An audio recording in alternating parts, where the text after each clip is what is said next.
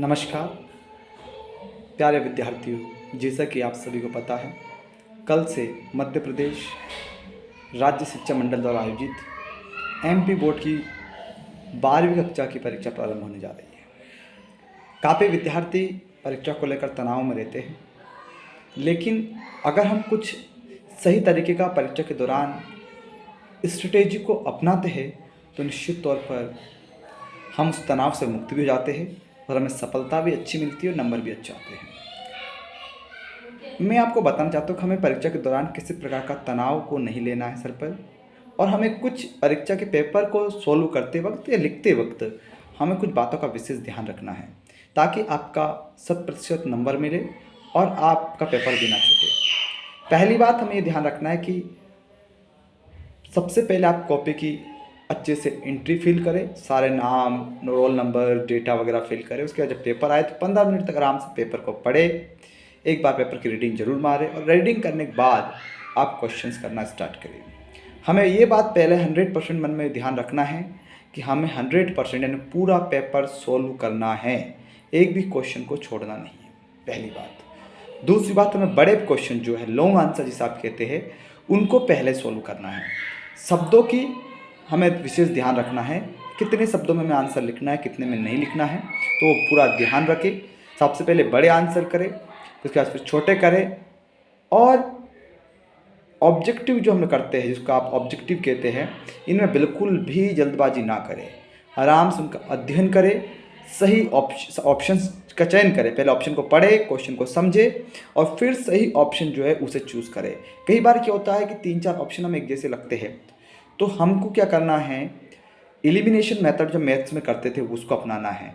जो आपको 2 बिल्कुल गलत लगे उनको बाहर कर दे, फिर 2 में से एक जो बेटर लगा उसको आप चूज़ करें, है ना। हमें तुक्का नहीं लगाना, अक्कड़ बक्कड़ में 80-90 पूरे। हमें स्ट्रेटेजी को अपनाना है।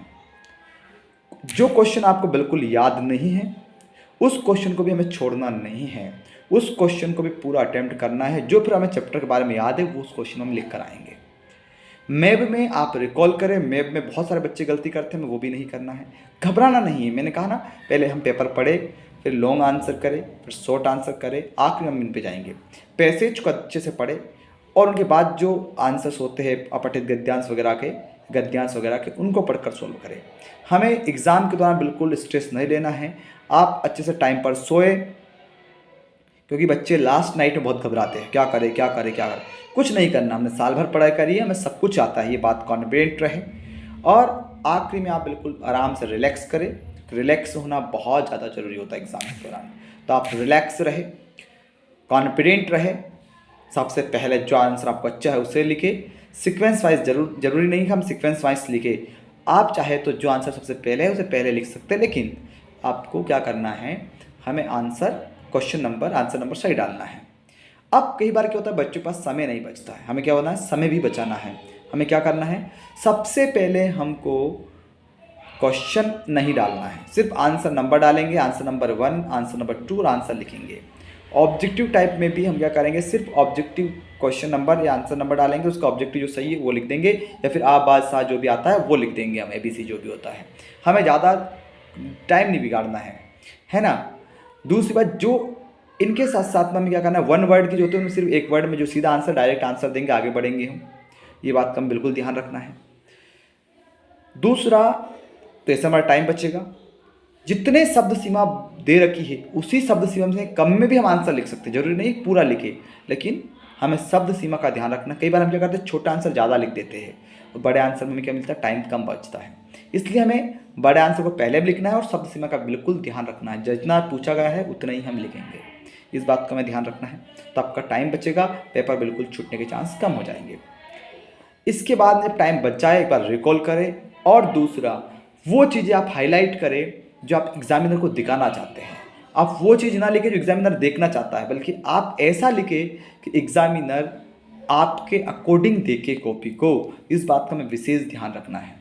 एक बात और, कई बार क्या होता है, बच्चे 2 आंसर करते, पहले कर दिया, फिर नहीं अच्छा नहीं लिखा, हम दूसरे नंबर फिर कर देते, तो उसे काट देते पहले वाले को, और दूसरा लिखा भी नहीं आता, दोनों छूट गए। अगर आपका ऐसा होता है तो पहले आप दूसरा आंसर अच्छे से लिख ले, जब लिखा गया कंप्लीट हो, जब पहले वाले को काट दे। अगर आप काटेंगे नहीं तो पहले के ही मार्क्स मिलेंगे, ये भी याद रखना, दूसरे वाले के मार्क्स नहीं मिलेंगे।